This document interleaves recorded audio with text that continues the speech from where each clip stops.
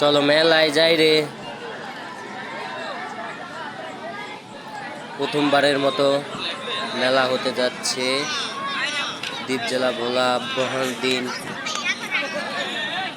আব্দুল জব্বার কলেজের প্রাঙ্গণে। তো সবাই আসবেন, অনেক সুন্দর আয়োজন। আমি তো চলে আসলাম আমার ফ্যামিলি মেম্বারদের নিয়ে, চলে আসলাম মেলাতে। অনেক সুন্দর, সবকিছুই ভালো লাগছে, সবকিছুই দেখার মতো ছিল।